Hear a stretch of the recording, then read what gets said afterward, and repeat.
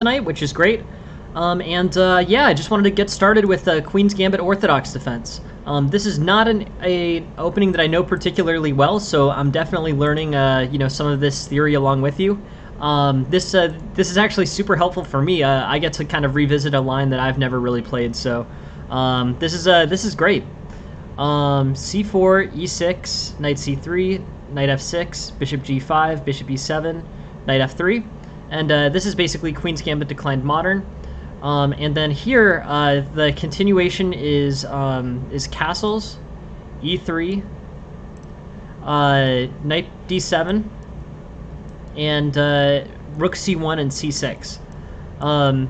So basically, this sort of transposes into like the semi-Slav, kind of interesting stuff.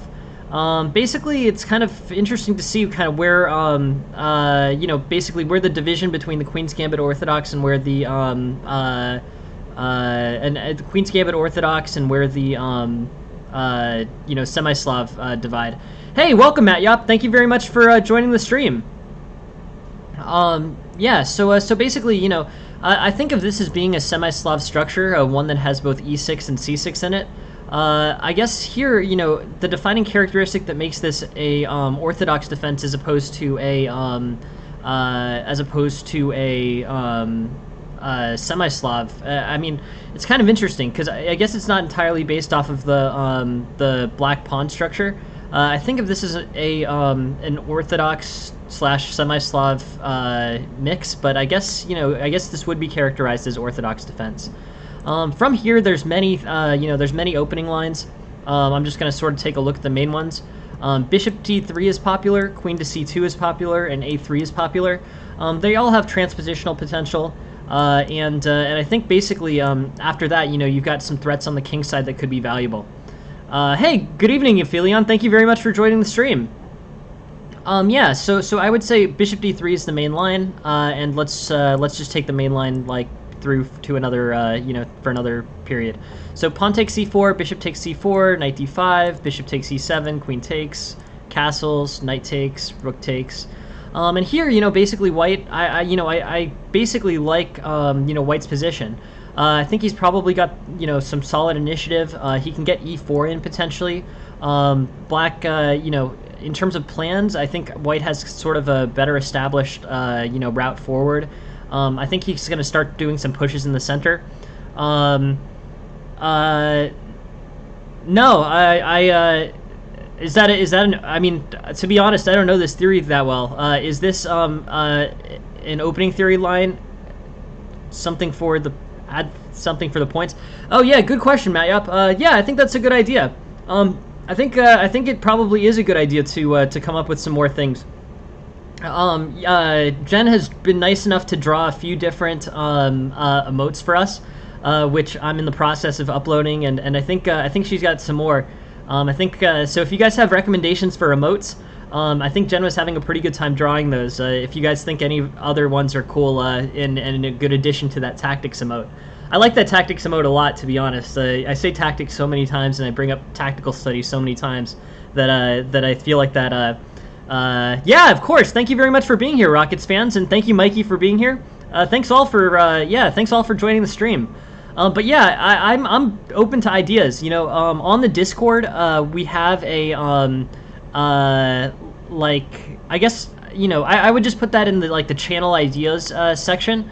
It's pretty good. I think I'm pretty open to most things in terms of changes to the channel or that kind of stuff.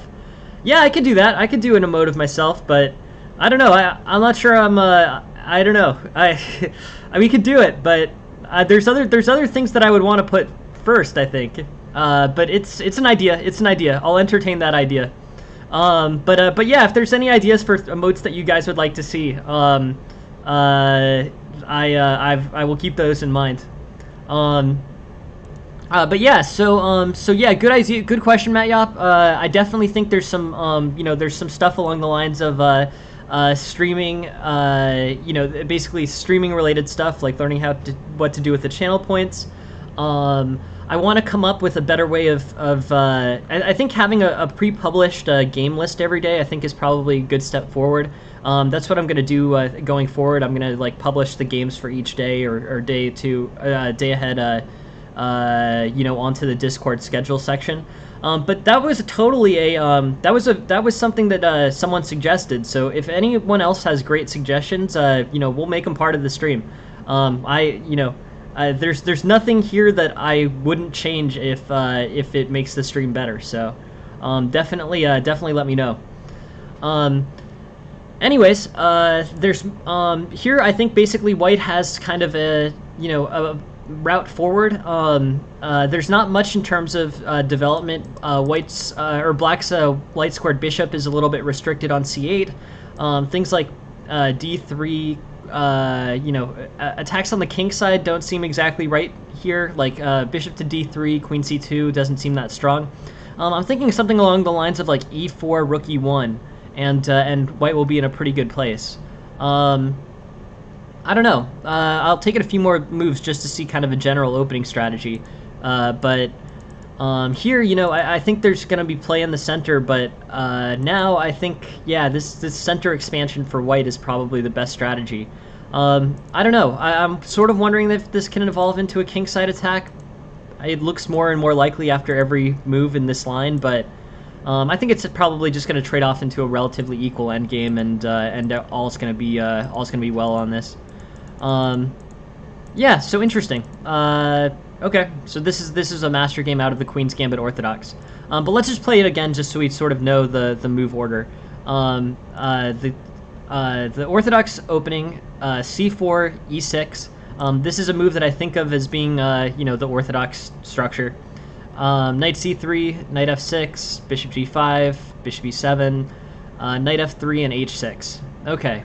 Knight f3 and castles is generally the Orthodox structure. e3, h6 on the next move, or potentially knight d7, rook c1, c6. This is probably the most clearly defined Orthodox structure. But what's a little weird to me is why is it the Orthodox structure as opposed to the semi-Slav here? It's that distinction is not incredibly clear to me. Bishop d3, pawn takes, bishop takes. Hey, no problem. Why not bishop d6 instead of bishop e7? Okay, good question. I think potentially c5. Let's see what happens on bishop d6. I'm sure people have tried it, so we'll know. Here, a normal development, knight f3, c6, c5. But I think that's the main logic behind not playing bishop to d6 here. This pin is also potentially valuable. Keeping this knight from moving to e4 could be something that black wants to prevent. Black might want to play the knight e4 move at a later point in this opening. But yeah, I preface all this by saying this is not an opening that I know extremely well. That seems the most logical reason why bishop e7 instead of bishop to d6. But there is a pretty marked difference here. c5, I feel like c5 on bishop d6 really restricts it, but I'm curious. Maybe not. I don't know. But breaking the pin on the knight is definitely a value for black. Okay. So bishop e7, knight f3, castles, e3, h6, or e3, bn d7, rook c1, c6. White's basically got control over this file. Bishop plays to d3, queen plays to c2 potentially. But I think most of the play for white is going to actually be in the center as opposed to an advancement on the king side. Bishop d3 followed by pawn takes c4. Okay. Bishop takes, queen takes, knight takes, and overall here white is a little better. Probably somewhere between equality and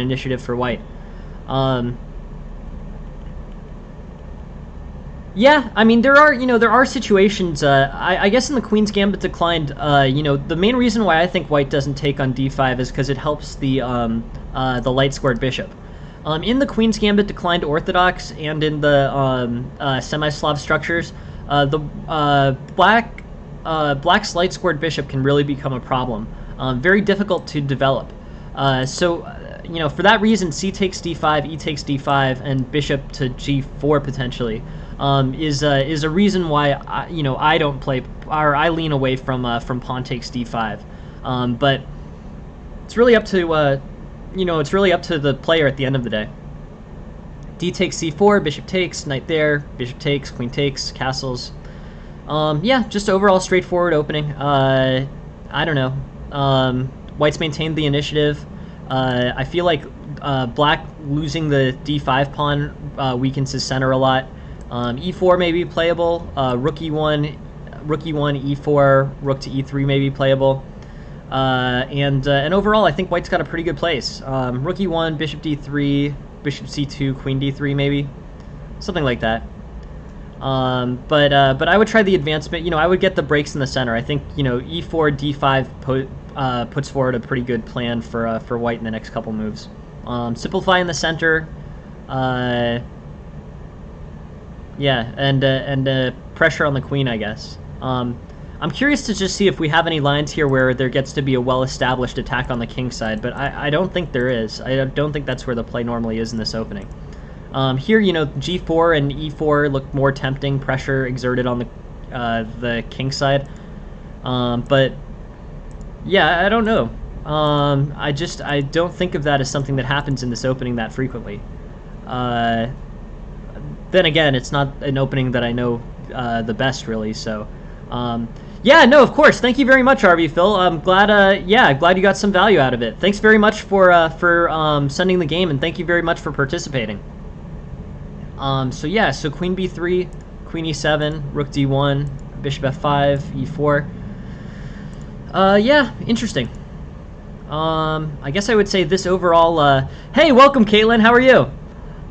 Yeah, just so we know, Caitlin is streaming tomorrow night at the same time that this stream takes place. I don't know how many of you guys have gone and been to a Caitlin stream, but Caitlin's stream actually is Caitlin is a singer and performer and a friend of mine, so always happy to see her on here, even though she doesn't play too much chess. But it's awesome that she's here. So welcome, Caitlin. Yeah, you can post the link to if you want to post the link to your stream tomorrow, Caitlin. You can. That's fine with me. Yeah, it's really nice of you to show up, Caitlin. Very nice. But yeah, so here, e6, I guess.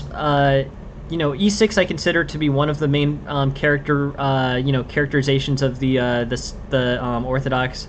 H6 is. I don't know if this is all. I think this is still the modern. Yeah, I think in order to be the Orthodox, it has to be this early castling e3 and h6 now, or even knight d7 now, rook c1, c6. But I want to look at the main lines for White. Let's look at a queen c2 line, and we can take a look at this. Rook e8, a3, a6, bishop d3, d takes, bishop takes. And overall, I think White's basically, pretty good, sort of similar to the other position with this neutralized center. Healthy development. In terms of plans, I guess I would say this one, I wonder if, a king, I think it's still center play, though. I think it's still center play for White. c5, pawn takes, knight takes. Definitely get the rook on d1 is the plan. Castles, bishop b7, knight d4, rook c8. And overall here, I think basically White is White is better. I guess not. This diagonal is sort of powerful, but I don't know. I feel like White has a better center here. I feel like the center here is underestimated for White. I want to play this a few moves further. Rook fd1, knight a4, knight takes, b takes. Yeah, it's a game. But okay, cool. Yeah, no, totally. Always feel free to watch Caitlin's stream instead of mine. Caitlin's a great singer and a great performer. So, yeah, not offended if you guys want to watch that. You can always see mine on a recording, video on demand. I don't know if Caitlin's set up for that yet, but not offended if you want to watch hers instead of mine. My stream is video on demand, and now with the YouTube improvement. We can do video on demand. The video on demand will be available forever. So many hours of lessons hopefully will be available for free. But thanks for joining, Caitlin. I was not expecting you to be here. But thanks for joining. Anyways, I'm not super good with Queen's Gambit Declined Orthodox. Let's just play through this. This Queen's Gambit, let's just do this one more time just so at least we know the basic formation. Knight c3, knight f6, bishop g5, bishop g5, bishop e7, knight f3, castles, e3, bn d7, rook c1, and c6. And yeah, this is this is a position to move forward. Solid for black, no major errors, lots of transpositional potential, and probably the least distinctive Queen's Gambit Declined. I'd like to look more at maybe master games from this, but it's just a very transpositional position without kind of key defining characteristics. Like if you're defining the Grunfeld, it's super easy to say, okay, knight f6, d5, that's the Grunfeld, and that's the Grunfeld response.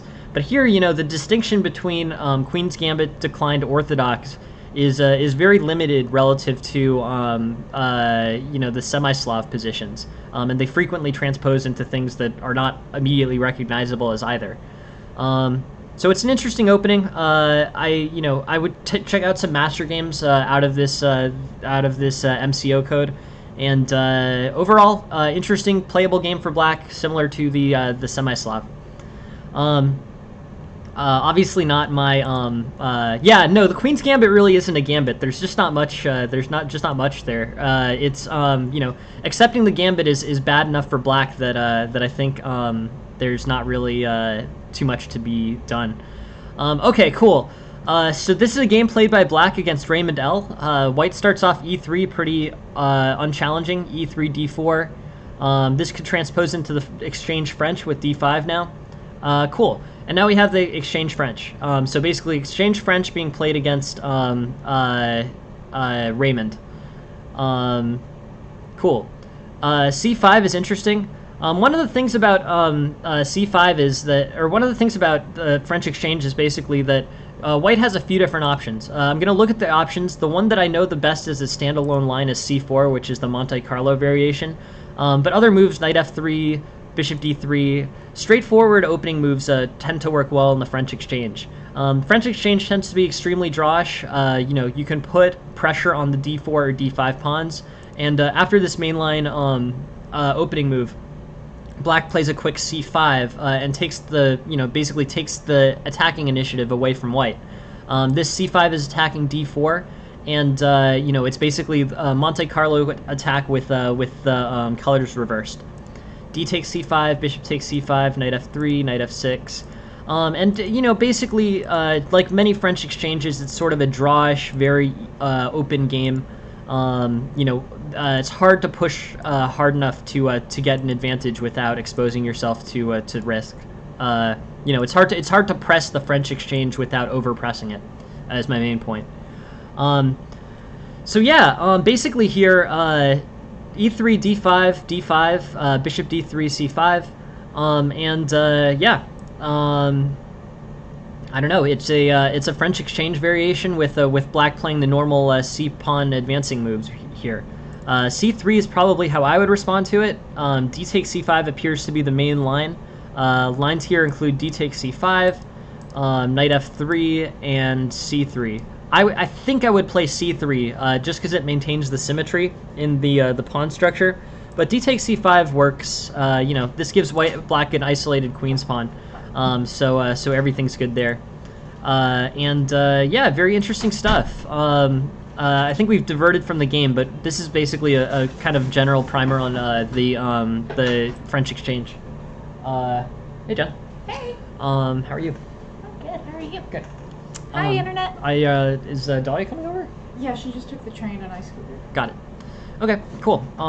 Yeah, awesome. So here, this, so this is the French exchange variation. And here's Jen. Jen is here. Jen just came home from work. Caitlin, come over. And Caitlin was here too. Yeah, Caitlin. I was not expecting Caitlin to come over, to be honest, or Caitlin to be on the stream, but very nice of Caitlin to drop by. Cool. So bishop g5, bishop takes c5, and black's no. I'm just chilling. Bishop takes c5, and this, basically black's exerting pressure on f2. So here, bishop e7, knight f3, and I think black's pretty much fine. It's just hard to get much of an initiative here, but this is the way that the game unfolded. So knight f6, bishop g5, black's showing a little better after bishop takes c5. This bishop is well positioned, but I think Caitlin versus Jen. Jen versus Caitlin, I think, is a better stream, to be completely honest. That feels more fair. Jen versus Caitlin, I would be happy to set up that stream if you guys were interested. But yeah, bishop takes c5, knight c3, and here basically black is black is equal. It's just a really equal French exchange situation. Well, you're the one watching the stream, Caitlin, so maybe you'll learn something and be it'll be helpful. Hey, I watch the stream. That's true. Jen also watches the stream. I mostly watch the chat, but yeah. Technically, maybe something is absorbed. Hey, Dahlia. Hey. How are you? Good. So yeah, so black is basically black is better here. White shouldn't have allowed black to have these opportunities on the queen side. Queen plays to b6, h3, knight takes, bishop takes, queen takes, and b2 basically hangs. I mean, I don't know if it's considered to be the best here, but overall this is good for black. So yeah, d4. I'm trying to see when the eval shifts. d4 does stunt white's development a bit. It's sort of like knight b5 might be the best response, but certainly with knight e2, black begins to have a spatial advantage.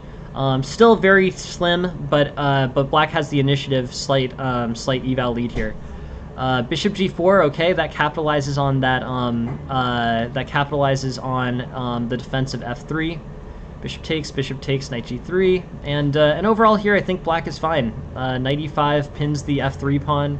And black, it's still just very equal, but black has the initiative here. h3 and everything simplifies. I don't know if it's better to trade for white to take with, I guess white, white's losing the b2 pawn anyways. Maybe white should be playing like b3. I don't know. Black looks like he's got a pretty solid position, pretty solid attack on b2, pressure on f3.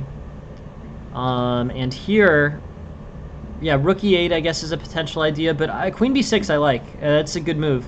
And I'm wondering why white doesn't respond to it directly. Like, I would think b3 here kind of saves the material, right?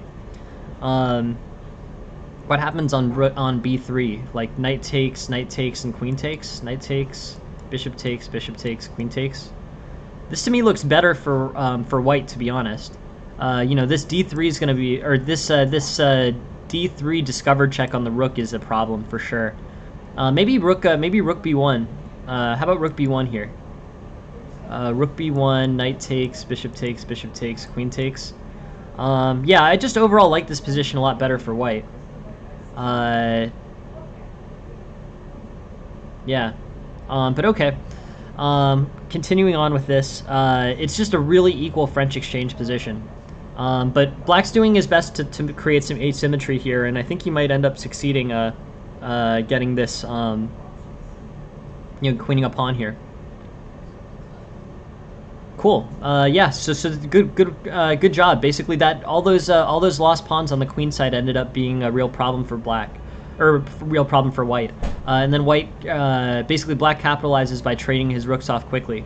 I don't know if white should have been so willing to trade off his rooks either. You know, I don't know what the alternatives were. But I would rather have these two rooks on the 7th. You know, these two rooks on the 7th should provide some help to white. I don't know if it'll be enough help to not lose, but it should be somewhat helpful to have these rooks here. It pins this f8 rook at least. But yeah, continuing on with this. Okay. Bishop g5, bishop takes c5, knight c3. But black's already got the initiative. This bishop is just so powerful on this diagonal. You know, this is going to be a situation where black is going to probably have to navigate well with his isolated queen's pawn. But with that in mind, his piece play looks good. His bishop's not really doing too much there. I would probably end up playing bishop e6 pretty soon. Bishop e7, knight f3, and knight back to e2. Okay. Overall here, I think, yeah, I think we're about at equality, which is actually good for black. You know, the French exchange is a very drawish game. I mean, you know, basically white's giving black many opportunities to draw throughout it. You know, but now it's you know, the dial's sort of moving towards black being better. In terms of errors here, you know, I don't really see much bad for black. Black played, yeah, a very accurate game, kind of 95% accuracy. Strong game. In terms of mistakes here, I haven't seen anything that was too glaring. I guess they call that a mistake, maybe. But yeah, this is really feeling very accurate for black, to be honest. I'm going to go back and see if there's anything in the way of inaccuracies, but it just seems like a very solidly played French exchange. You know, bishop e7 probably was a little bit inefficient. You know, this diagonal is so strong. I would just keep it like that. I would play either bnd7 or castle kingside here. Continue the development. There's no problems with this bishop on c5. This bishop is in a good place on c5. This is the first takeaway from this game that I think could have been an improvement. I understand wanting to break the pin, but I would break the pin with this knight d7 and then queen b6. I would not, you know, basically I would not bring the bishop back here. Castles is fine. Maybe bishop e6, then bn d7. But I don't want to bring the bishop off of this diagonal. This is, you know, it's hard to come up with a diagonal where there's actually an attack getting exerted in the French exchange. So the bishop on c5. No, let me know, Kira. What are you referring to? So yeah, so bishop to c5, threatening f2. Cool. Bishop e7 is not correct. Bishop takes f2, knight to g4. The issue with that, all right, so yeah, that's what I was thinking. Queen takes and, you know, it loses a piece. But interesting tactical idea. So yeah, so bishop e7, I think maybe even, I don't know, I'm wondering if you can play an immediate queen b6, but probably not. Probably just better to castle, play rook e8, and then play for queen b6 in a minute. Yeah, I like that line. So bishop e7 is one of very few errors or inefficiencies that black plays. I think castling was better, and the reason why is because this diagonal, this potential attack on f2 definitely has some value for black. And undeveloping the bishop is, I think, a little bit too conservative. This, you know, it's fine. It's fine. It's not bad, but in the context of an extremely accurately played game, it's one of the few things that I think could have potentially been improved. Yeah, I mean, there's just many best moves here. It's really well played. Queen takes a2, I guess, is an error. Let's take a look at this one. With d3, you know, the engine is assessing, you know, you basically are going to be able to queen this pawn. So I would say like AR D8, D3, D2 with D1 coming might be better, but you know, black's already got an excellent position here. The engine is suggesting that you be more aggressive, play like D3, and then knight E4, bishop E5. The engine favors this line. I think what you did was fine. You were already winning. You know, you were in a pretty good place. But the engine advises against queen takes A2. You know, it advises to start just pushing the pawn and trying to queen now. Since, you know, I guess it just figures this pawn is going to require a piece to be sacrificed probably to prevent it from queening. So it's not telling you to not be too preoccupied over this extra pawn. It wants you to queen this pawn, not work towards the eventual queening of this pawn. Just basically launching the most deadly thing first. I don't know. You know, this is sort of tactically tricky, but that line is just fine, and this is obviously a great outcome for black. I don't know. I think white made an error in trading off the rooks. You know, white basically should have probably just left. You know, white's lost, so there's not really much to be done, I guess. But here, I do wonder if like you could have found some way to not trade both of the rooks off. Like, you know, I'm thinking along the lines of like rook b2, a4, rook d7 or something. Realistically, white's just probably lost, but this trading off this rook with rook a2 feels a little bit you know, feels like a little bit of an acceptance of that. It feels like too much of an acceptance of white's loss here. Anyways, pretty interesting. Interesting game. Very well played by black. You know, it's hard to win the French exchange, and you did it successfully. The only improvement that I would point to is probably keeping this bishop on this good diagonal. Something like bnd7 is probably more accurate. Something like or castles potentially. But don't. I guess I would say, you know, it's not the best idea to undevelop this bishop if you don't have to. I wonder like knight c6 potentially. So bishop knight c3. Knight c6. Nah, I mean, you know, white is legitimately gaining pressure on this knight. So like maybe knight d7, or I think castles and knight d7.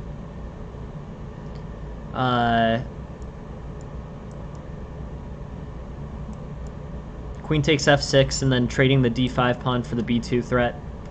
Yeah, there's a slight, you know, it was very accurately played is the main point, but bishop e7 was slightly better than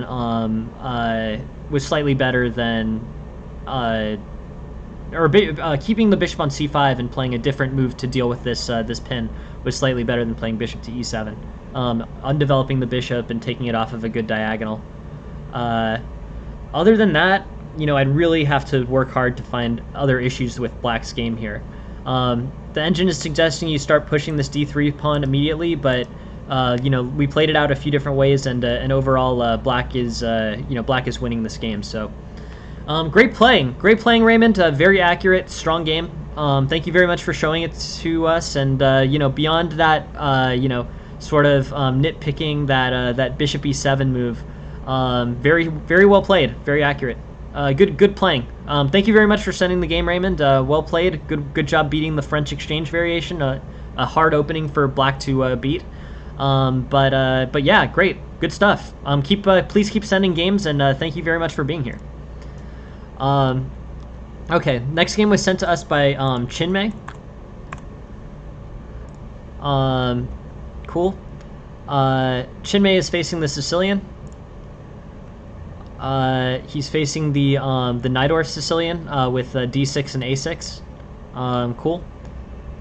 e5, knight f3. I always wonder about knight f3 versus knight b3 here. I feel like knight b3, yeah, knight b3 is more popular. I've seen knight f3 a few times now too, but knight b3 is what I've generally seen here. Knight b3 can pair with like knight a4 and knight b6 potentially. It defends against this queen check on a5.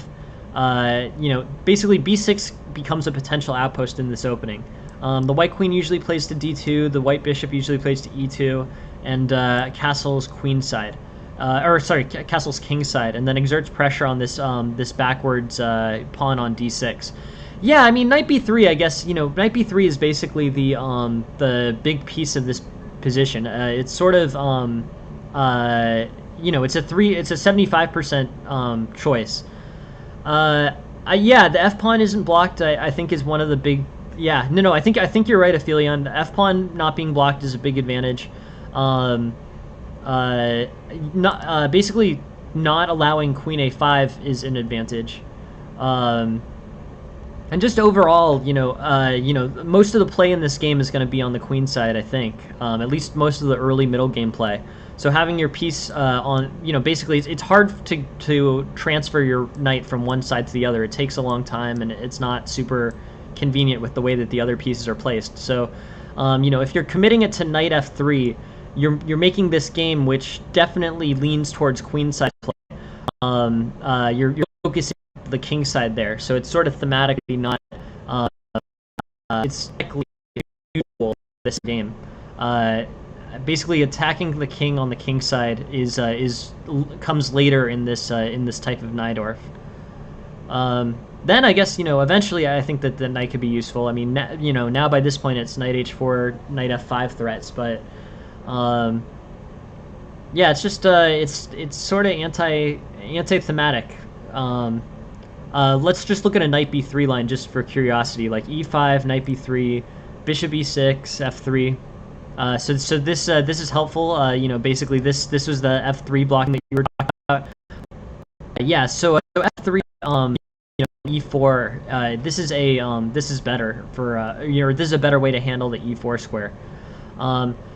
Yeah, but I always think of the Najdorf as having a relatively delayed attack on the king side. I think of the king side attacks as being like the most aggressive in the dragon, but yeah, I could be wrong about that.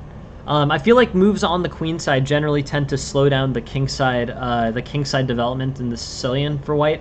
Like moves like c4 tend to mean that more time is spent on supporting the queen side, and where the dragon doesn't have to move white. h4, h5 can be played and pushed. But anyways, I'd say f3, bishop e7, queen d2, castle queen side.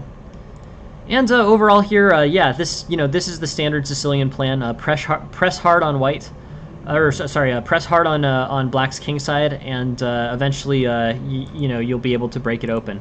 Hopefully quicker than black can start advancing on your queen side. That's the general trend of the Sicilian. Different lines do it more and less. This is one. This does also involve this. King side attacking, but yeah, overall, I mean, now white's, this is an interesting position. I guess I would say I favor black here. This king is pretty exposed. These pieces are oriented towards the queen side, and I would give an eval advantage to black. Yeah, black's up by at least half a pawn. It feels like even more in terms of practical compensation. But yeah, let's go back. Interesting. So what makes it a Najdorf? Basically, X move and not the e6 move. Here. Hey, thanks for the follow, Nap. Appreciate it. Thank you very much for joining the stream. So yeah, so knight f3, bishop e7, bishop c4, castles, and overall, I think white's in a pretty good place relative to queen e7. Things. This is unusual, though. I mean, this is a focused. It's sort of from what and d7, and what are white's choices? Tough kind of situation. The king side attack is like several moves behind, put on the queen side, but at the same time, moves like a4 do look like they're pretty effectively undermining.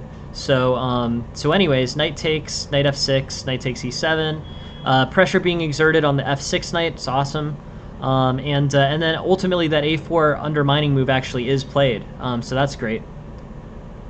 Yep. Overall, white's, basically white's putting pressure on different places on the board. White has sort of, it's been interesting.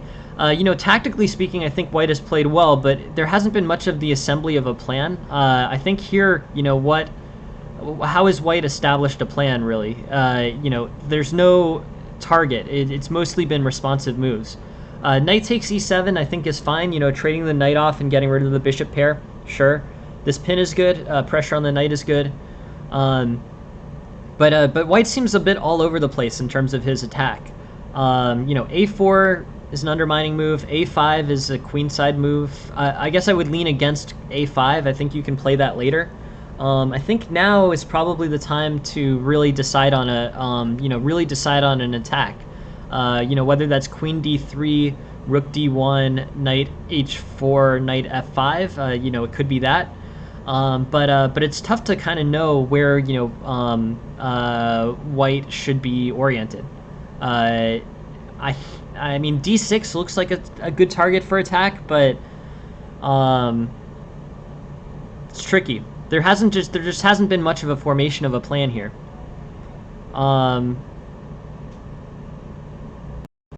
And here white's better. That basically comes out well for white. A very scattered game, really. Knight f3 is uncommon, not bad. In terms of eval, it's not really that much different than knight to b3, but it's definitely less common. Bishop c4 is actually fine here. One of the things in the Sicilian is that bishop c4 is not a move that can get played that frequently. But bishop c4 can be played after e5. After e5 happens, you're basically similar to similar to an Italian game or Ruy Lopez, where the f7 pawn is exposed to an attack from the bishop. So really, I would say as a general principle, I know there are a few lines that deviate from this, but hold off on bishop to c4 in Sicilian lines where e5 hasn't been played. E6 is usually just too good a defensive move to be played to block the threats on f7. Without those threats on f7, bishop to c4 is kind of not that great a move. I mean, e6, d5, and black is pressing with center expansion. It's not really the best idea. Castles, h3, and here, yeah, the knight's posted on d5. That's awesome. Bishop's pinning f6, and white, ends up in a pretty good place. This looks a little tricky. I want to see what the tactic, what tactic that leads to white advantages. Here, I guess queen takes e5, rook e8, and then potentially some threats on the knight, right? So let's just play out this line. Rook e8, queen f5, bishop e4. Okay. This is sort of complicated. But I don't know. Let's go back on this. F3 versus b3, okay. Bishop to e5, knight takes e7. I think all of this has been smooth, reasonable play for white. I don't like a5 here. A5 just doesn't particularly do anything. Here I would play probably queen d3. I think that's probably fine. Basically, you want to start improving pieces. It's as white here. Things like knight h4, knight f5 don't look super appealing. But overall, queen to d3, rook to d1, and maybe b3. I don't think white's ever going to be able to establish sufficient pressure on d6, but overall, I think, yeah, knight d2. I mean, there's all sorts of crazy attacks, that white can try to do to get a post. If white can get a post with the knight, that would be very helpful. But queen d3, I think, is the most immediate way to improve your pieces. Queen d3, I think, is pretty good for white. So a5 feels a little bit just overall, I think this game, it's just this game feels very responsive. It's not really, one where there was much of a long-term plan. Here, rook takes e8 is hangs the knight, and overall, this material all goes, and then white has a huge edge, which is awesome, and ends up winning. But in terms of ways that white can improve this game, here I think the opening all makes sense. Bishop e3, e5, bishop e7, cool. Bishop c4, good move, very playable after e5 with a legitimate attack on f7. Castles. Yeah, thank you very much. Thank you very much for joining the stream, Rockets, and always feel free to watch the VOD. VOD is a very efficient, and honestly, I care the most that chess lessons and the chess instructional material is free. So super happy to have you watch the VOD, and I hope you enjoy the analysis when you get an opportunity to look. So yeah, castles, bishop d5, and bishop to g5 here. White is, basically black is winning, and here a5 is the first move by white where I really haven't kind of understood the logic of it too well. I guess, it sort of makes that, it makes the b4 pawn more isolated. I guess that's probably one piece of logic behind it. Now, rook to a4 can be played, queen to d2 can potentially be played. So I do understand the logic behind it. It's to get this b4 pawn isolated. Still, I think it's better to focus on white's development. Improve the pieces, like queen d3, rook d1. I like that plan. You do allow a5 in this situation, as opposed to a5 where you cleave the b4 pawn and the a pawn.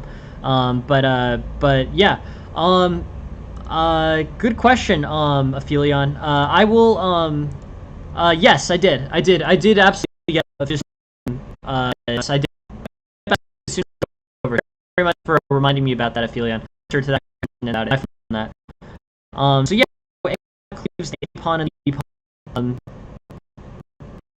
And a piece. Yeah, no, for sure. So here, I think basically white's. White's.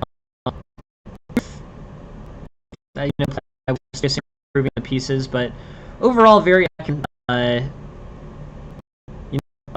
take a look at this one. Yeah, okay. Well, white, yeah, this is 97% accurate. Really struck in accurate. Look for white's pretty strong. Okay, cool. All right, so let's look at some more stuff. On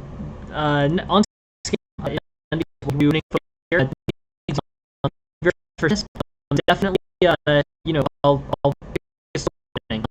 good.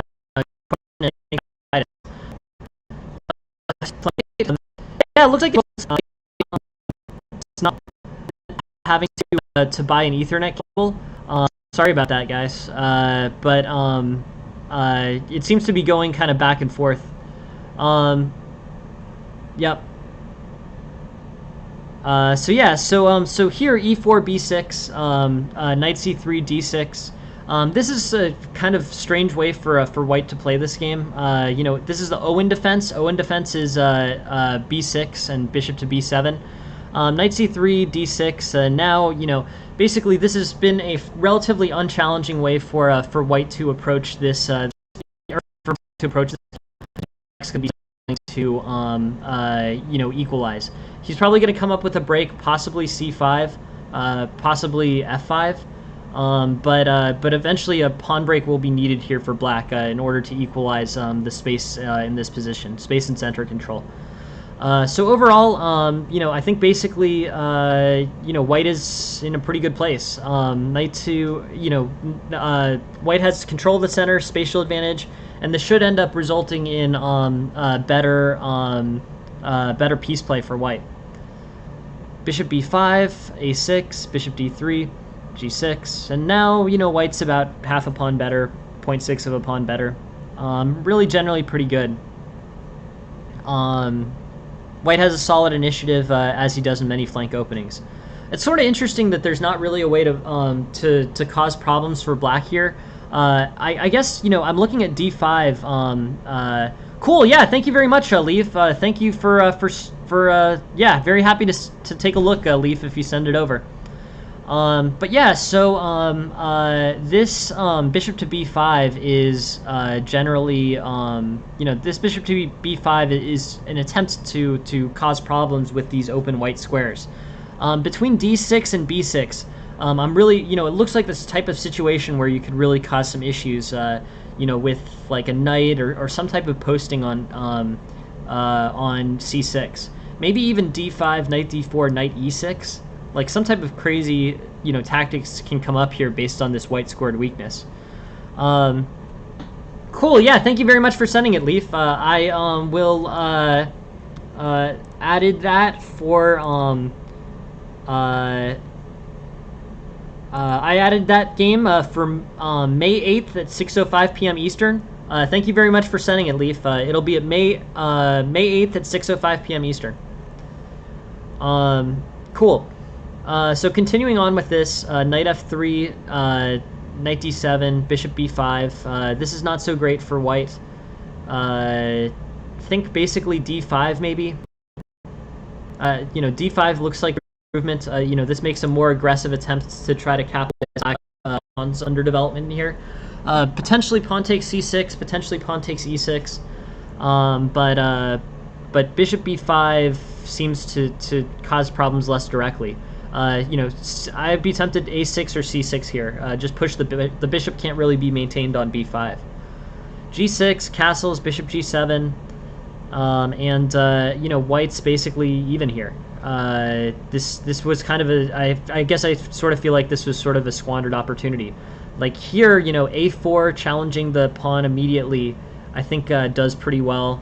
b4 could be potentially good, basically locking out this king side. With b4, there's not really a way that black can advance very effectively on this queen side. a5 leads to problems with b5. c5, could get taken by pawn takes c6. So b4 really stops, sort of stops black on the queen side. This is probably the most restricting move. Like, b4 just as a positional move here is good, because if you lock up the queen side, you can start attacking on the king side. And that's, I think, where white is going to end up winning this game. This ends black's counterplay, basically, on the queen side. So you can, divert resources elsewhere. a3, castles, queen d2, and then basically now, white's beginning his queenside attack, or his kingside attack. There's nothing really going on here. a3 is actually now holding back black advances on the queen side, and moves like knight d1, knight e3, knight to g4 paired with g3 are looking kind of more appealing. I'm wondering how white can get in on the king side here. Obviously, the center's completely blocked. The queen side's completely blocked, so white should be looking to the king side to attack, just from a strategic perspective. This ends up being pretty. I think there's a way to set up an effective attack here. G3, knight h4 is an idea. Queen e3 maybe. Bishop f1. This ends up being fine. But yeah, and then there ends up being a major issue. So knight h3 is, so bishop f1 is not bad, but it's vulnerable to knight h3. On knight h3, g takes h3, queen takes f3. This is a little better for black. Definitely offers black practical compensation. Things like knight f6, knight h5, knight f4 are dangerous, kind of longer term threats. I don't know if black can really expand enough to make his queen dangerous, but it's definitely annoying and kind of and offers black practical comp. So here, queen takes, queen g5 is probably best. So bishop g5, bishop g2, queen h5. Okay, sure. Rook e3. But I'm sort of impressed by how quickly this deteriorates. Rook g3, I guess, is just overly restrictive for the rook. This basically anchors the rook on f3 for the rest of the game, right? I mean, it's going to get lost everywhere else. So I think this was an error. I think this is one of those errors with rooks and kind of middle game mobility. The rooks are the strongest in the end game. That's one of the basic principles. Strong on the end game, strong on cleared boards where they have a lot of mobility. But these types of things definitely do happen. And we were looking at one I think yesterday where there was a similar issue with rook mobility. But like rook g3 and rook f3 here, this rook is on f3, basically doing nothing. Maybe holding h3. So this shouldn't have really been allowed to happen. F5 makes rook g3 a real error. Instead, e takes f5. E takes f5 is kind of, this also looks dangerous for white. But here, rook g3 is definitely better. I don't know if it's good, and it might lead to similar mobility loss. Yeah, but basically black gets this positional tactic. F4 is a great positional tactical move. This causes white major issues. This rook is just stuck, and the fact that this rook is stuck makes this bishop also stuck. So not looking so good in my perspective for white. I don't know if white could sidestep with f4. Like, how does white stop this the attack of black? Black is clear. Black is basically the aggressive side on this. These doubled pawns make white's king side weak. There's no g pawn defending it. And if black can maintain good king safety with something like king h8, f5, pawn takes f5, he's going to have good chances along the g file. So black is the attacker here. I would be tempted to play like queen d1 or something. So say f5, queen d1. Queen d1 challenges this queen at least. If you trade off pieces while you're getting attacked, that generally tends to be good for you. So if the queen goes to like g5, then I don't know if you play rook. I guess probably pawn takes f5, and then something other than the pawn has to take back. It's a little dangerous. Black still has the initiative. Black is launching the attack. But this restricted development really caused white some problems that would have been best avoided. In terms of ways to go further with this, yeah, I don't know. Rook c8 is a blunder. Let's just play this through. I'm not immediately seeing this tactic, so let's see what happens. So basically, what ends up happening here is white goes to great lengths to clear out an escape square for the rook. So basically, having to fix this rook, using basically clearing pawn off of c4 and moving the knight. Okay, so then advances on this king side. King side's pretty open. This is going to be really dangerous for white. Probably something like f3 is going to be played. But rook ac8, f3, and then rook takes, queen takes. And basically the advantage, the recovery here for white doesn't really have that much to do with anything that's happening tactically on the queen side of the board. It basically happens in terms of trading off pieces and then and basically eliminating a key resource needed for black's attack. The computer, when it's assessing this -7, so first I say, all right, so -7, like that's really a positive eval for black. So why is the eval so positive? And the reason is because basically the king's going to play to h8, the rook's going to play to g8, and this rook's probably going to play rook a7, rook g7, or something like that. Both rooks will be necessary to break open the king side, but it will happen. So here, basically it's not an issue with trading off the rooks in particular. There's no big tactic that white finds. It's just that you're dissolving one of the most basically a resource needed for black to win here.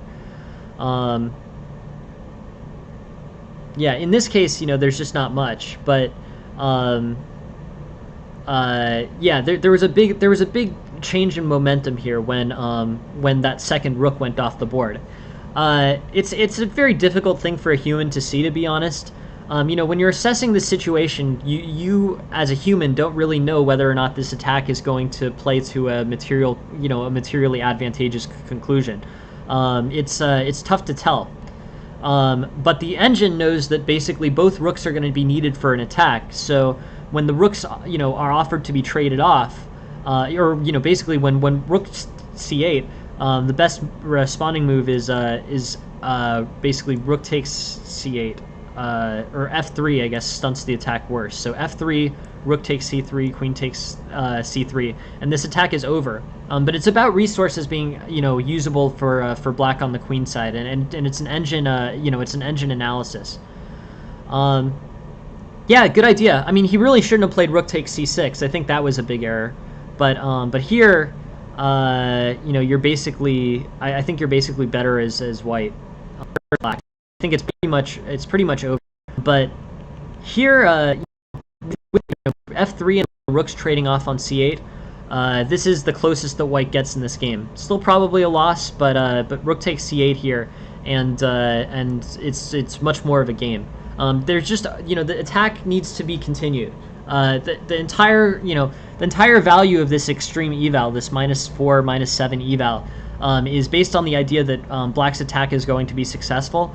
If it's not successful, then basically if the black attack is not successful, then you're still in a materially even situation. So yeah, the big shift in eval there, when the computer sees the attack is something that can be stopped. Anyways, more stuff on this topic. I guess I would say, where would I change this game for white? I guess bishop to b5 was kind of fruitless. I think basically a better way to capitalize on, I think you're probably looking at the same thing that I'm looking at, which is that white's light squares are now very weak with a d6, b6 structure. A better way to exploit that is a move that looks almost like an overextension, this d5 here. This holds, this basically, if this basically holds the c pawn to c6 or holds the e pawn to e6. And on either of those moves, either movements of, either the two most natural breaks in the pawn structure for black, either c5 or e5, can now be en passanted by the d5 pawn. This will neutralize the center, and on e5, pawn takes e6, pawn takes e6. Black will have, white will have the more advanced pawn, but black will have, the small center, like small center control. So yeah, e5 I think is not the or bishop e5 is not the move. D5 holds the white squares that black has weakened much better. So yeah, bishop d3, g6, and overall here, this looks fine. I think a4 is more challenging potentially. This basically is more disruptive and more forceful on the queen side. It basically forces b4. In which case you can play like knight e2, or I guess the engine's recommending knight a2. But basically, the queen side's, the a4 locks up the queen side easier. Knight a2, a5, and basically no more progression on the queen side for black. Here too, there's sort of the same concept, which is this. There's a b4 move. I think instead of a4. b4 also does great in stopping the black counterplay. With the counterplay completely stopped on the queen side, you can start exerting threats on the king side. But like bishop h4 threatening with the threatening pin on f6 to d8. White's chances are on expanding on the king side here. So locking up queen side counterplay is a worthwhile move for white.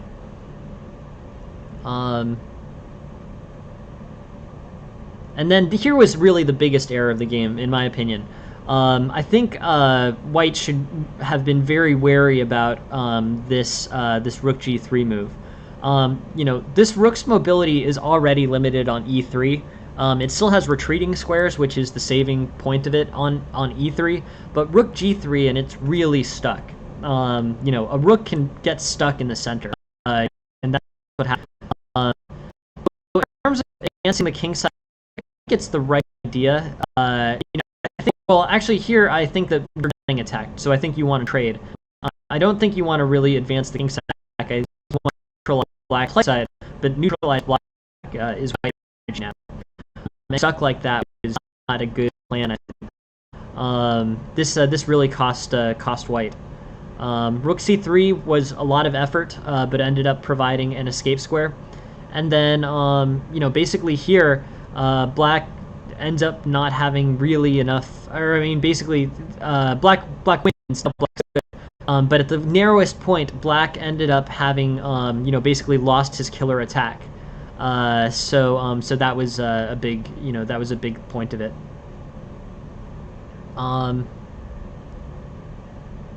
Anyways, this situation continued, and basically black, you know, black ends up forcing a win here. Good stuff. And now, yeah, white sort of just wins, or black sort of just wins. He gets up enough material, and the game concludes. So, anyways, very interesting, interesting game. It's involved locking the queen side, locking the queen side counterplay for sooner, and not getting the rook stuck on g3. Is that what happened here, King Me?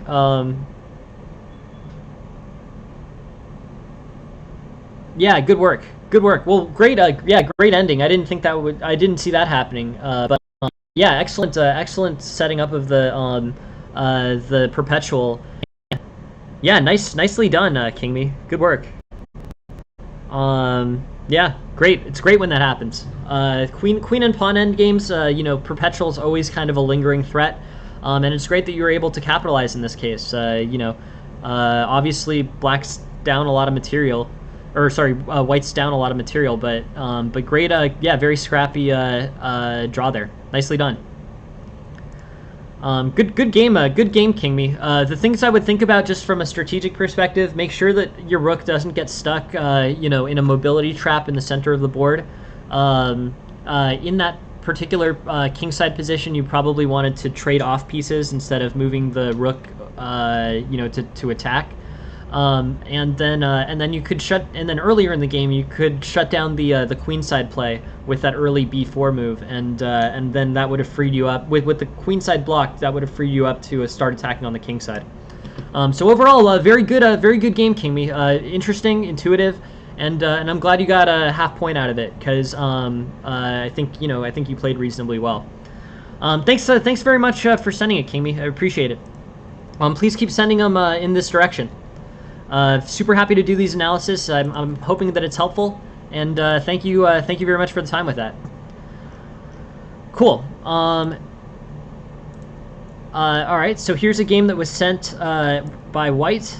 This one is from Reddit, and we'll take a look. Yeah, no, of course, no. Thank you very much for being here. I hope it was somewhat helpful, and yeah, no, I really appreciate you being here. Feel free to come back anytime and to send games for analysis.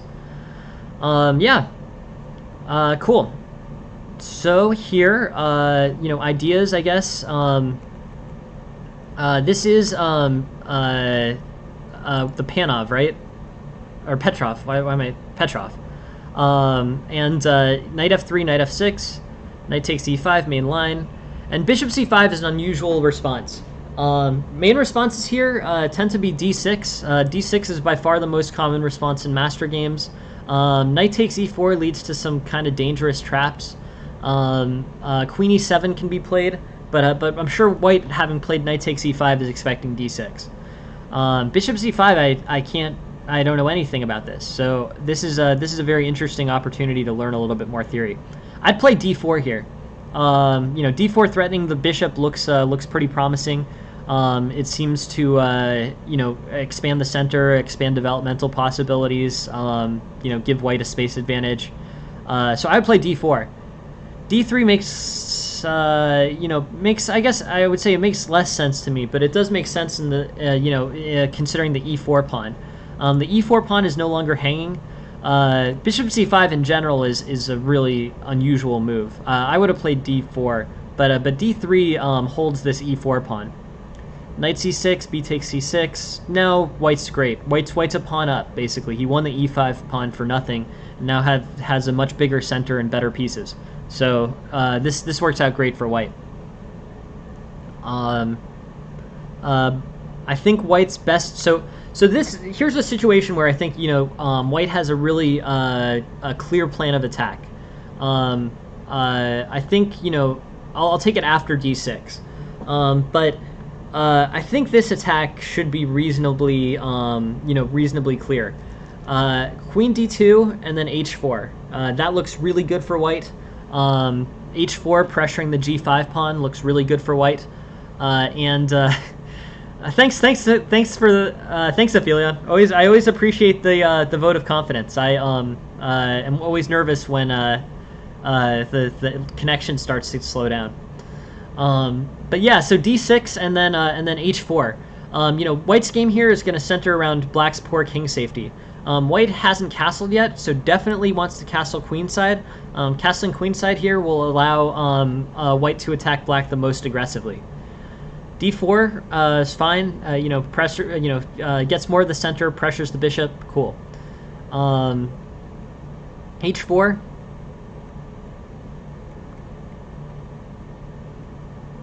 And yeah, I think basically, white has turned this into a real win. There just wasn't much. To be honest, I think black didn't really. I'm not sure this attack fully clicked for black. I think basically after bishop b5, bishop takes g5. What happens on queen takes g5? Oh, bishop f4 is crushing. Okay, cool, nice. Yeah, so here f3, bishop e5, bishop takes, and some pretty dangerous stuff for white against black. But yeah, I guess I would go c3, pawn takes b4, and here I think white's white easily broke open the king side.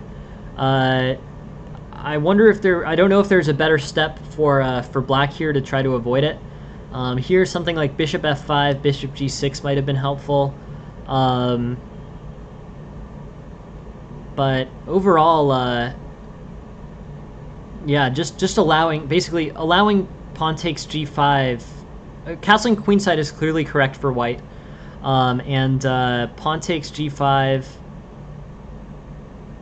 Yeah, white is just good. Nothing super exciting here.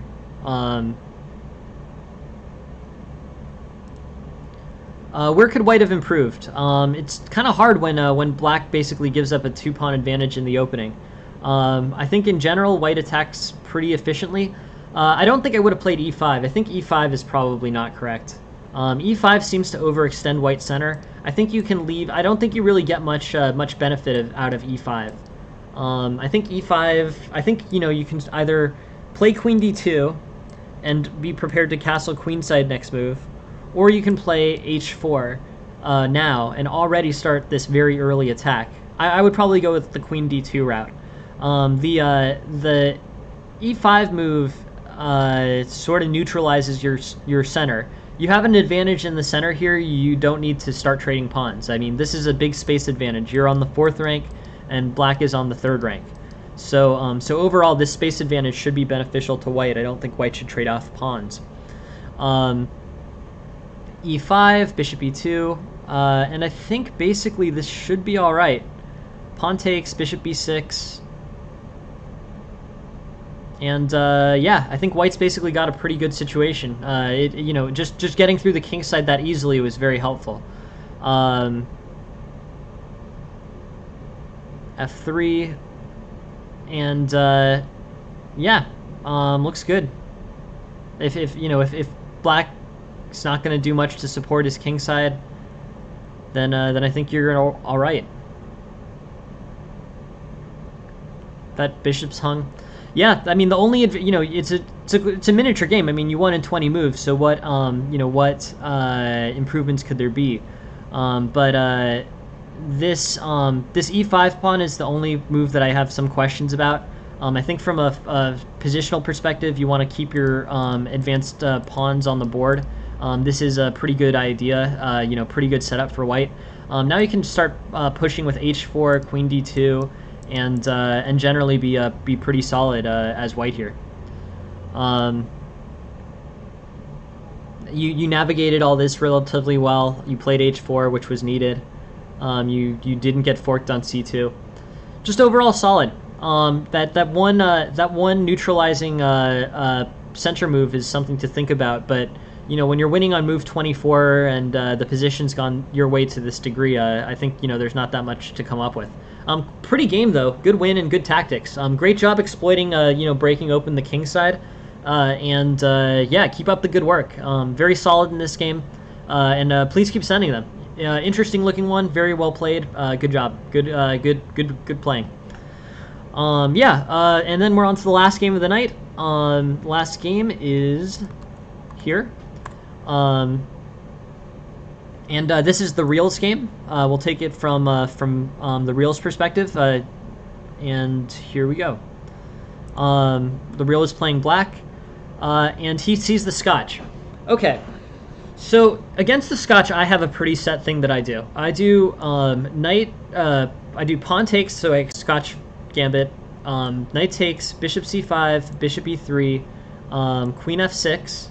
And here, there's a few different moves that can be played. Knight b5 can be played. It's very aggressive, where black will end up playing king d8 in the main line. And I actually just want to show you that one because that's sort of a famous trap. This knight b5, bishop takes e3, f takes e3, and then the correct move here is king d8. I think it can come maybe before, or I think maybe it can come after queen h4. So say g3, queen d8 here, or queen takes e4. This is the most accepted variation, where the rooks actually come off the board. I've seen, I basically think king d8 is the best line here, but maybe I'm looking at an antiquated book.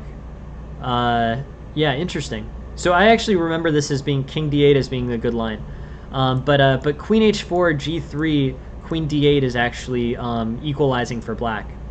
Good to know, actually. This is a trap that you will see in your chess playing career, because I've seen it a number of times and it's tricky. So knight takes, bishop c5, bishop e3, queen f6, knight b5. This is the position. What you do here that equalizes: bishop takes, pawn takes, queen h4, g3, queen d8. Solid.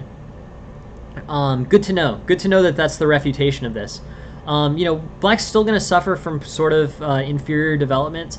a6 is going to lead the knight to play d4, in which case if you play knight takes d4, then white gets a solid center. But you basically just develop normally here from this point. And this sidesteps the gambit and the aggressive gambit structures here. This is dangerous. Yeah, sorry to have missed your message, Aphelion. I'll take a look at that. I'll look at that right now. C3 is more common than knight to b5. This is just sort of a trap. It's a trap that I've fallen into. Some bad things can happen to black here. This is a trap that I know. So here, queen f6, c3. This is the most common. Here, knight ge7, usually bishop to c4, and then either a6 or d6, I think. I play a6. No, sorry. So here I play a6 or d6 are the main moves. No worries at all, Aphelion. No, I just wanted to take a look at the c3 after queen f6. Yeah, no worries. Knight to e5 is the most common, I think. Castles, b6, d6, all plays for black. Knight e5, bishop e2, queen g6, castles, b6. This is a very general Scotch classical variation type game. None of the material came off the board. The knight didn't play b5. Position's still a little bit vulnerable to knight b5. I would be tempted to play knight b5 here. In this case, black can start with like bishop to h3, bishop to f3, castles queenside. Okay, I guess that neutralizes the threat.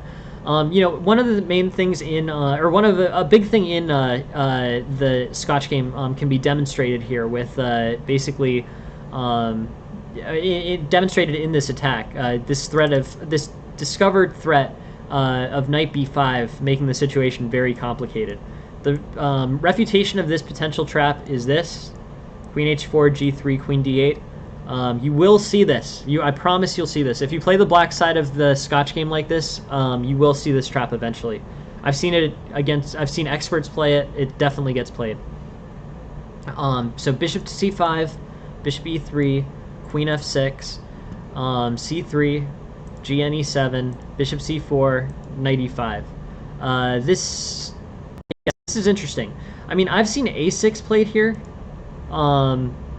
I think this is fine for black, to be honest. I don't think there's any problems that really happen after a6. But the main line is e5. What happens with a6, though? Because I'm kind of curious. I've definitely seen a6 played. Knight e5 threatening this knight, or threatening this bishop with the knight. Okay, sure. Bishop b3. I generally don't leaf, but if I have some extra time, I sometimes do. But yeah, so bishop to b3 is basically this is the main line. This is the main line. Actually, bishop to e2 is the main line. But the knight e5 is the main line move. Bishop e2 is the most the most common response. Something like knight g6 maybe, or queen g6, castles, d6, f3. And basically black just develops in a normal way and ends up in a relatively solid position. Maybe bishop h3, maybe not. Basically I think this is relatively close to equal. This is just mainline Scotch. So I really wanted to show the mainline Scotch. That this knight f6 is also 4 knights game Scotch variation, sure. Bishop b4 is book, but black gets a solid position here, and this, basically has a straightforward way of developing. Moves like d5 can be helpful, castles, f3, d5, and overall here, basically black is, sailing smoothly with good piece development. The c pawns are a bit of a liability. It would be great if white played pawn takes d5. He probably won't. But the piece play for black is so good that that even with the doubled pawns on the c file, something like bishop c5 can be really restrictive to white's development with castling. Here, knight takes, b takes, bishop d2, and I want to look at this missed win. So the missed win here is bishop to a6. Or wait, sorry, no. Yeah, bishop to a6. That's a very quiet winning move. I don't really see that one super well. I guess with bishop to a6, the bishop can't really retreat. But this is a very quiet.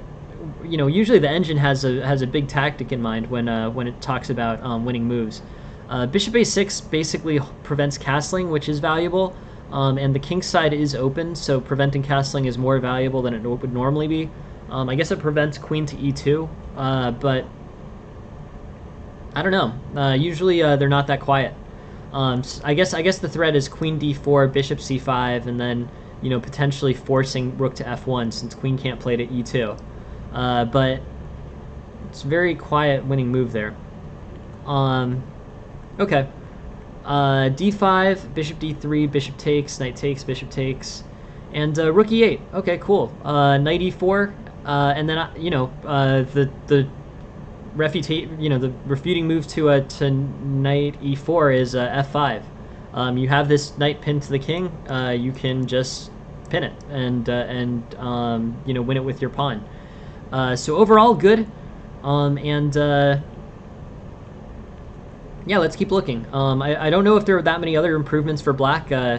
B takes is pretty. B takes I think is probably objectively the best. Trading off queens here really neutralizes the position. D5 makes sense, challenges the center. Bishop c5 makes sense too. Bishop c5 disrupts this kingside castling, so there's value in that.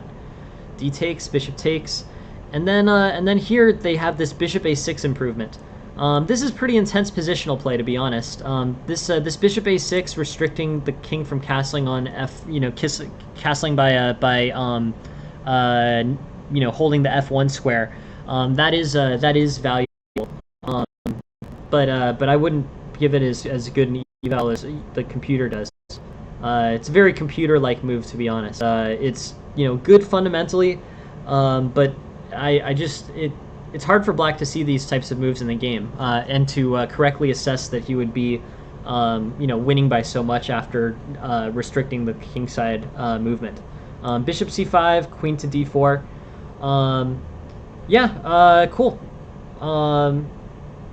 I would do f5 here.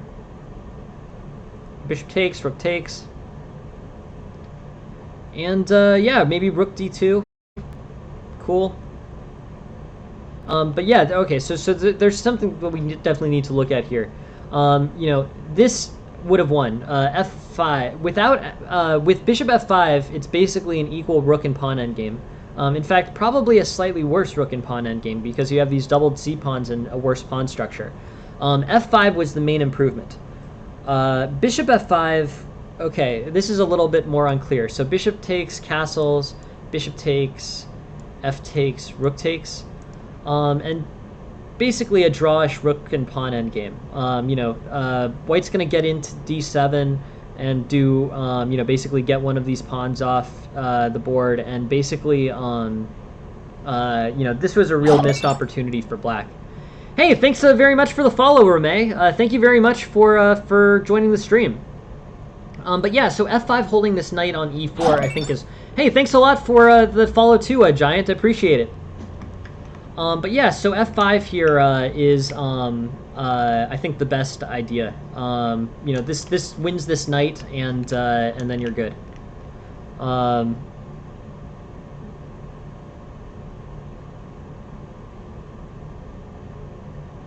Trading all this is, trading all this I think is not the best idea. But I don't know. Yeah, I'm down for pizza, Jen. Thank you for asking. Yes, I am down. Sorry to miss your text. I usually fall. Would you rather have Little Italy or Domino's? Or are you set on Little Italy? I prefer Domino's to Little Italy, just in case anyone on the stream is curious. I prefer Domino's, Jen. But we can go to either. It's fine. If you strongly prefer Domino's, then we can make that work. I do strongly prefer Domino's. But then we're gonna make you get it. That's fine. Okay. Okay. Yeah. Strongly prefers Domino's. Yeah. For how much longer is this? Not long. 5 minutes. Okay, perfect. Yeah. I'll go get it. Yeah. Yeah. Anyways, the main point of this is, this advantage sort of slipped away from Black. Basically, f5 won a piece. This is just this is a really valuable tactic. This holds this knight to this king, and you win the knight. This type of thing really needs to be seen because here, best case scenario, this costs about half a point, right? Castle's queenside, bishop takes, pawn takes, rook takes, and you're at a position of complete equality. F5 here, and you win. You're up a piece in a rook and pawn endgame. You have a full bishop advantage. This really must be seen, to be honest. If it's not seen, then you're leaving an opportunity on the table, basically. So f5 I think is an improvement. Overall, yeah, I guess, man, the rook sacks for the queen, but I still think white's very dangerous. Awesome. All right, cool. Well, Black ends up getting a good win out of this, and his rook ends up holding up well. But the queen is yeah. Maybe next time, FIFA boy, but yeah, we always decide. We decide between there's a Domino's that's like maybe 6 blocks away. New Yorkers are so spoiled in terms of like how close things are. Dominoes, okay, that's fine. I'll get it in a second, Jen. Hey, thank you very much for the follow, Creeper. Appreciate it. But yeah, so basically the Domino's, there's like a Domino's like 7 blocks away, and then there's a Little Italy that's close by. The Little Italy's like half a block away. But I much prefer Domino's to Little Italy. So Little Italy's like one of those like cheap New York City ones that's like not very good, but it's always convenient, so you end up going there. I guess it has good garlic knots. Anyways, in this position, black ends up winning. I think white missed some serious tactical opportunities. If you go the other direction, you end up with a queen to black's queen, and I think it's about equal. There's no way that's your favorite pizza, Jen. If that's your favorite pizza, you're crazy. But anyways,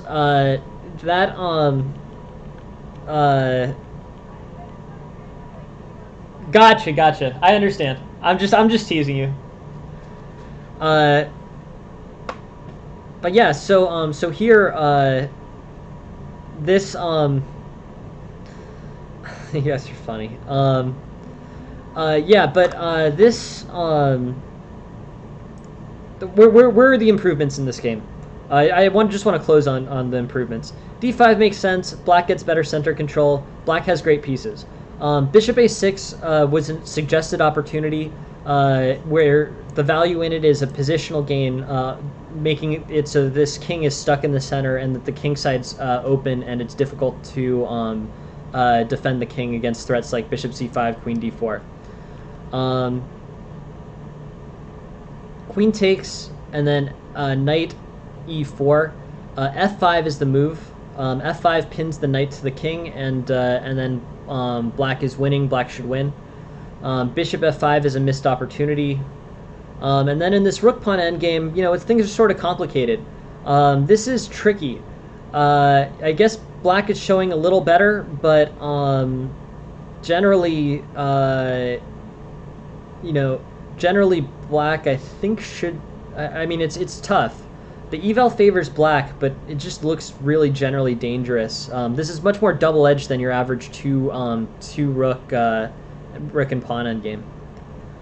But best case scenario, you're probably still drawn. The real missed opportunity was f5. I'm just going to go through this one more time, but I think you play the opening correctly. d5 makes sense. Bishop a6 is the move that the engine suggests, but that's a pretty intense that's a pretty intense suggestion. And f5 was the real pivotal point of this game. This is a tactic that you really must see. A 4-point difference between this move and the second best move. This is decisive. So I strongly suggest doing your tactics training. You played a very good game, and it's sort of a shame to miss the kill shot here. You really were in a good shape. F5 pinning the knight to the king. You really would be good after that. But this basically offers black, this basically gives black a drawn position. The rook pawn is the rook and pawn endgame is complicated, and it's great that you were able to wind up with a win here. But getting that earlier win in that key tactical position, that was the really the key operation. So yeah, thank you very much for sending this game. Knight e4, f5, and black is sailing, smooth sailing for black. But yeah, great job winning this game. Anyways, I mean, this is a difficult position to win, and you came up with some good tactics, to stop all these pawns on the queen side. It's a good game, good win, and yeah, cool. Good, you saw good tactic at the end as well. Good find. The skewer winning the queen, ends the game. Yeah, so overall, very good game. Thank you for sending it very much, the real, and yeah, please keep sending them. I really appreciate all the games that you guys send. I really appreciate you guys being here, and I hope this is somewhat helpful. Thank you very much for thank you very much for being here, and yeah, keep sending games, and I'll keep giving lessons, and this is very interesting stuff. Thanks very much for being here, and have a good night. Next stream is at 10 a.m. Eastern tomorrow morning. Looking forward to it. Oh, when is the match arena? Okay, well, I guess we can play one game. I have time for one. Actually, Jen wants me to order pizza, but I'll play one game against Leaf, and hopefully she won't get too mad. Because Leaf asked, so let's play him.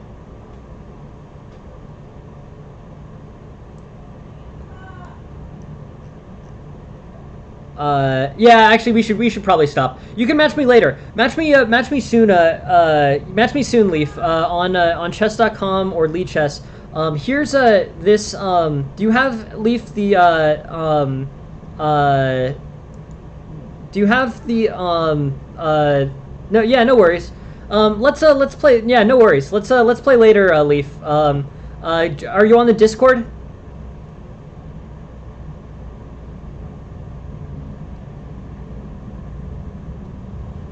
Yeah, if you're on the Discord, you can just... Oh, okay. Here, I'll give you the Discord link. If it's helpful to anyone else, you'll...